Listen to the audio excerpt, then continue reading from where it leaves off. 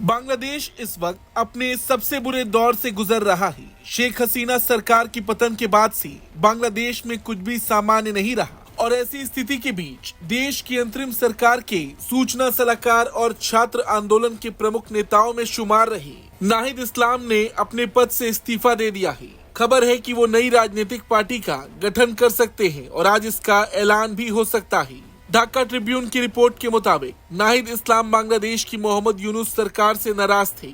उन्होंने इस्तीफा देने के बाद ये भी कहा कि इस समय देश में जो माहौल बना हुआ है, ऐसे में वो छात्रों के बीच दोबारा लौटना चाहते हैं। मौजूदा स्थिति ऐसी है कि एक नई राजनीतिक ताकत का आगमन जरूरी है। मैंने जन आंदोलन की धार मजबूत करने के लिए पद से इस्तीफा दिया है। रिपोर्ट के मुताबिक स्टूडेंट अगेंस्ट डिस्क्रिमिनेशन और नेशनल सिटीजन्स कमेटी मिलकर नई राजनीतिक पार्टी का गठन करने जा रहे हैं। कहा जा रहा कि इस पार्टी का गठन इसलिए हो रहा ताकि जुलाई 2024 में हुए छात्र आंदोलन की लड़ाई जारी रखी जा सके। इस नई पार्टी के नाम का अभी तक खुलासा नहीं हुआ, लेकिन ये कहा जा रहा कि पार्टी के लिए जुलाई क्रांति से जुड़े कई नाम सुझाए गए हैं। ये भी कहा जा रहा कि ये नया राजनीतिक दल बांग्लादेश की मोहम्मद यूनुस सरकार को चुनौती देगी। BDNews.24 की रिपोर्ट के मुताबिक नाहिद इस्लाम और सरजिस आलम इस नए दल की शुरुआत कर सकते हैं। सरजिस स्टूडेंट अगेंस्ट डिस्क्रिमिनेशन के कोऑर्डिनेटर हैं। बता दें कि नाहिद इस्लाम की अगुवाई वाले छात्र आंदोलन के बीच पिछले साल 5 अगस्त को PM शेख हसीना को पद से इस्तीफा देकर देश छोड़कर भागना पड़ा था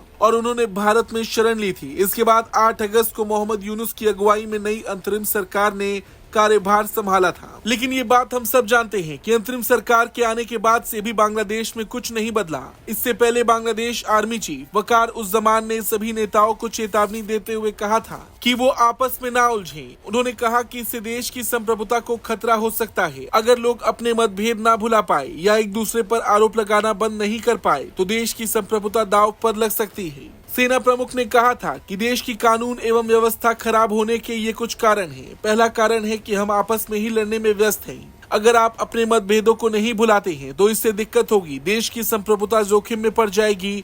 मैं चेतावनी दे रहा हूँ। सभी नेता एक दूसरे पर आरोप लगाने में व्यस्त हैं, जिससे शरारती तत्वों का माहौल बिगाड़ने में फायदा हो रहा। इससे अराजक स्थिति में वो आसानी से बच रहे हैं। बांग्लादेश के सेना प्रमुख का ये बयान खूब चर्चा में रहा, लेकिन इस बीच नाहिद इस्लाम का इस्तीफा कई तरह के सवाल खड़े कर रहा है। बांग्लादेश की मौजूदा स्थिति पर आपका क्या कुछ कहना है, कमेंट करके जरूर बताएं।